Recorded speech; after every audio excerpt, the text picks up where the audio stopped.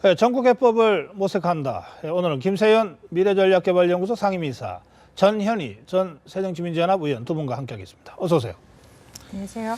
예, 프랑스 파리 테러에 이어서 이 말리 호텔의 이슬람 무장단체가 180여 명의 인질을 잡고 인질극을 하고 있는 이런 상황입니다.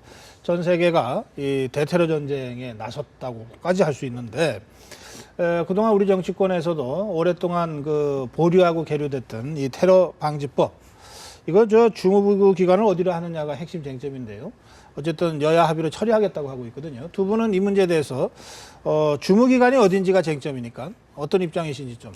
저는 당연히 대한민국의 정보기관인 국정원이 맡아야 된다고 생각합니다. 예. 왜 그러냐면 미국의 DNI라고 국가정보국의 데니스 블레어 국장 같은 경우에는 네. 정보기관은 다른 기관의 목적과 다르다. 첫째는 최고 결정권자가 결정을 내릴 수 있는 가장 좋은 정보를 제공해야 된다가 1번이고요. 두 번째는 그런 일이 미연에 일어나기 전에 막는 것이 중요하다 했기 때문에 그런 일을 할 수 있는 기관은 국정원밖에 없습니다. 현재 우리나라에서는 예, 국정원밖에 그렇습니다. 없다. 예, 전현희 전. 네. 지금 테러가 국제적으로 지금 많이 일어나는 상황에서 테러 방지법은 분명히 제정돼야 된다, 그렇게 생각을 하고요.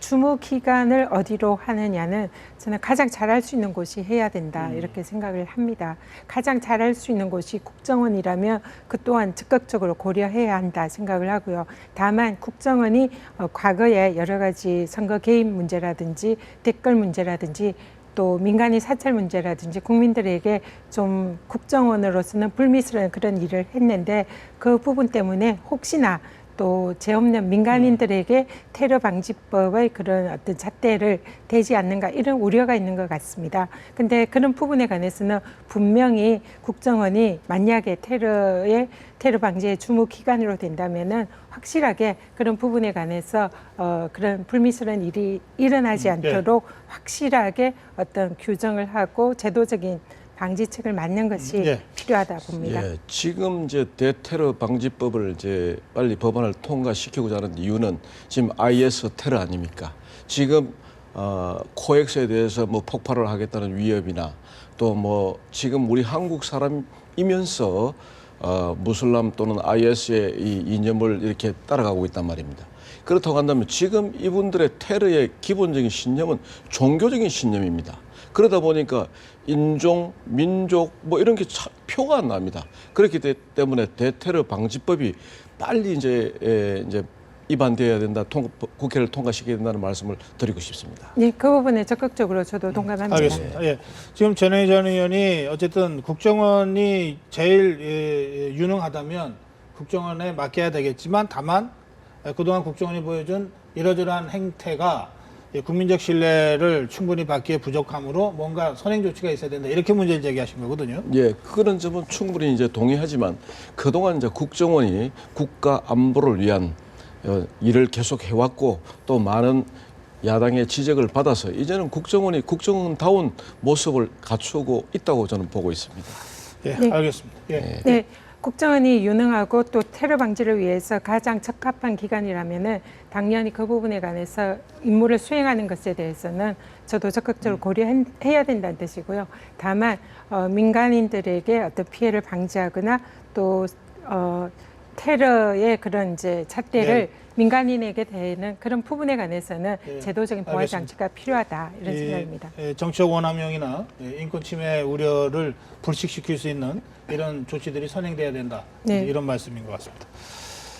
자, 정치 얘기로 좀 넘어가겠습니다. 그 문재인 대표의 문안박 연대 제안에 대해서 박원순 시장이 긍정적인 그 입장을 보이고 있고, 안철수 의원은 아직 입장 보류한 상태에서 비주류 의원들이 이 문제를 제기하고 나섰고, 또 최고위원들도 상당수가 문제를 제기하고 나섰습니다. 그 전현희 의원께서는 우선 문재인 대표의 이 제안에 대해서는 어떻게 평가하십니까? 네, 지금 이제 제가 지역에서 주민들을 만나면은 야당에 관해서 우려하시는 분들이 굉장히 많습니다. 특히 지도부가 분열하고 또 주류와 비주류가 나뉜 것에 대해서 많은 걱정들을 하고 계시는데요. 저는 이런 상황에서는 우리 당내 지도자의 위치에 있는 분들이 단결하고 뭉쳐야 된다 생각을 합니다. 그러기 위해서는 문안박 연대는 반드시 필요하고 네. 또 지금 이 순간에 우리 야당을 위해서는 해야 되는 그런 일이다 생각을 하는데요. 예. 사실상 근데 현실적으로는 쉽지가 않습니다. 당장 최고위원들이 지금 어떤 이제 당대표의 권한을 나누는 것에 대해서 최고위원들을 무력화하는 거 아니냐, 또 이런 지도 권에 관한 그런 문제에 대해서 아무런 네. 논의가 없었다는 데 대해서 이제 상당히 불만을 제기를 하고 있고요. 또 무엇보다도 당사자인 최고위원들의 문제 제기가 일리 있다고 보십니까? 그 부분도 좀 논의를 미리 좀 양해를 구한다든지 좀 협의를 하는 것을 거쳤으면 좋았겠다 이런 생각을 합니다. 그리고 또 무엇보다도 이 이제 제안을 호남에 가졌는데요. 호남에서 사실상 호남을 배제하는 것이 아닌가 이런 또 우려도 하고 있고요. 네. 그리고 또 당사자인 안철수 전 대표께서 여기에 대해서 약간은 좀 시큰둥한 그런 반응을 보이고 있습니다. 그래서 현실적으로 필요는 하지만은 그것이 이루어지기에는 네. 난관이 많다 예, 이런 생각이 어떻게 듭니다. 보십니까? 저는 문안박 연대는 세종 시대의 잡색군하고 똑같습니다. 그 잡색군하고 똑같다는 이야기는 주력인 부대가 있습니다. 그 주력인 부대가 빠지고 난 여러 가지 형태의 군인들을 모아서 만드는 군이 잡색군인데, 지금 문안박 연대에 있어서 가장 중요한 주력군인 호남이 배제되고 있습니다. 그분들이 하고 있는 게 지금 새정치민주연합의 주력군은 호남입니다. 그 호남 그분들은 이 공담이라는 형태에 통해서, 이 공담이라는 공개적인 담론을 통해서 의사결정해서 어떤 분을 민다, 어떤 분이 대통령이 맞다, 이렇게 해서 그분들 결정을 따르거든요. 그래서 뭐 90%의 지지를 받는 후보를 만들고 있는데, 지금 문안박 연대는 야합입니다.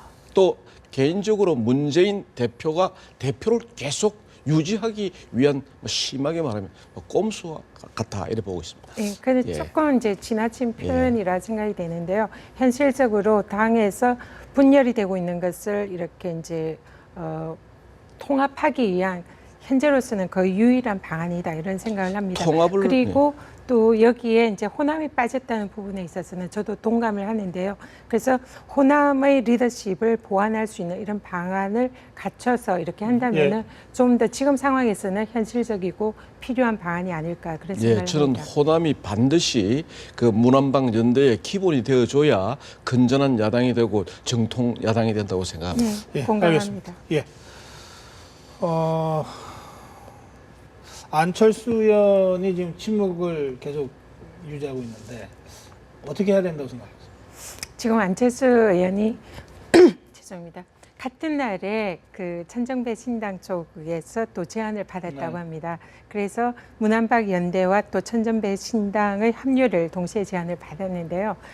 지금 상황에서는 안철수 전 대표가 문안박 연대에 참여하는 것이 부정적이다 이런 이제 전망을 많이 내놓고 있습니다. 근데 만약에 안철수 의원이 문안박 연대에 참여하지 않는다면은 그동안 혁신을 말씀을 하셨는데, 그리고 또 당의 통합을 또 예. 말씀을 하셨는데, 그 부분에 있어서 만약에 제안을 거부할 경우에는 입지가 상당히 좁아지지 않을까 그런 생각이 그동안 들고요. 주장의 진정성이 네, 의심받을 그래서 것이다. 예. 그래서 제안을 수락해야 된다 이런 말씀이시죠? 당의 화합을 위해서는 그것이 바람직하지 않을까 싶습니다. 저는 안철수 의원의 그동안 정치 궤적을 보았을 때 저는 문안박 연대에 들어갈 가능성이 없다고 봅니다. 안철수 의원의 키워드는 새정치거든요.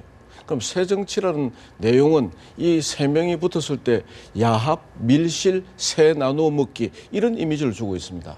그래서 저는 지금 현재 제대로 역할을 못하고 있는 호남을 끼얹는 나는 그런 선택을 안철수 의원이 새정치 프레임에 맞기 때문에 난 그렇게 선택할 것으로 보고 있습니다. 알겠습니다. 예. 예.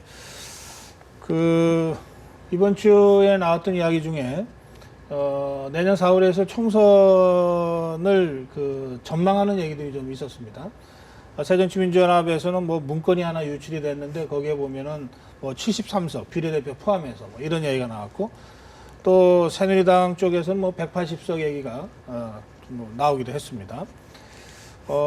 김세현 이사는 부산에서 지금 활동하시니까 그 180석 얘기를 이 영남권에서는 어떻게 받아들이는지 궁금합니다. 사실 저희 저는 해운대 쪽에 조금 관심을 가지고 있는데요. 해운대 쪽 국민들의 관심은 1번은 먹고 사는 겁니다.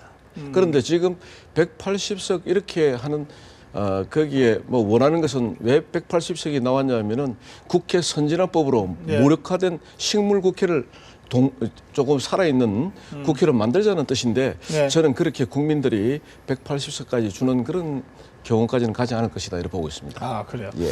예, 전현희 전 의원은 지금 강남을에 그 출사표를 던졌어요. 그 이제 새정치민주연합으로서는 이제 불리한 지역인데 어쨌든 수도권은 전체적으로 새정치민주연합이 지금 앞서 있지 않습니까?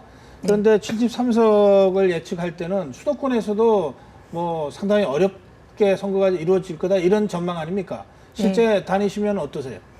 네, 지금 이제 정부 여당에 관해서 국민들의 불만이 굉장히 높습니다. 사실은 이런 분위기라면은 야당이 압승하거나 승리하는 것이 자연스러운 현상인데요. 네. 그런데 그렇지 못하고 여당이 압승하고 야당이 이렇게 이제 많은 의석을 얻지 못한다. 이런 분석은 야당이 잘못해서 그렇거든요. 그래서 지역에도 가보면은 야당이 왜 그렇게 분열하느냐, 그리고 또 이렇게 야당답지 못하느냐 그런 지적들을 많이 하십니다. 그래서 지금 야당이 총선에서 승리하기 위해서는 아니면 어느 정도 균형 의석을 갖추기 위해서는 예.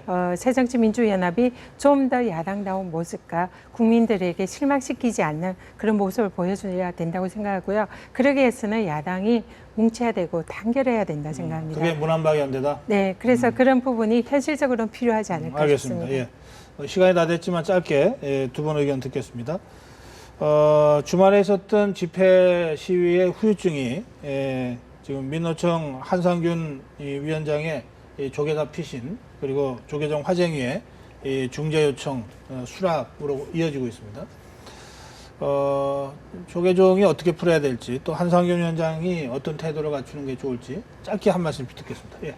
네, 화쟁이는 이 정치권이 풀지 못하는 또 사회가 풀지 못하는 것을 종교가 나서서 갈등을 완화하고 사회적으로 화해를 시키는 그런 기구로 알고 있습니다. 예. 그래서 이번에 민노총 위원장이 거기에 피신을 한 것은 사실상 종교계가 정치권이나 사회가 하지 못하는 것을 이제 나서서 중재를 하는 그런 모습을 갖춘 셈인데요. 네. 그런 부분에 있어서는 저는 분명히 긍정적인 측면이 있다 이렇게 봅니다. 다만 사실상 집회 시위에 있어서 지금 불법성이라든지 이런 문제에 관해서는 또 위원장이 책임져야 할 부분이 있는데 네. 그 부분에 관해서 이제 피신한 상태에서 또 계속적으로 이런 시위를 시위하는 모습은 법적으로 바람직하지 않기 때문에 하루빨리 이런 부분이 좀 더 해결이 스스로 돼야 정리해라. 된다. 네, 그런 필요가 있을 한상균 것 위원장 같습니다. 스스로 정리하는 것이 필요하다 네. 이런 말씀이시죠? 네.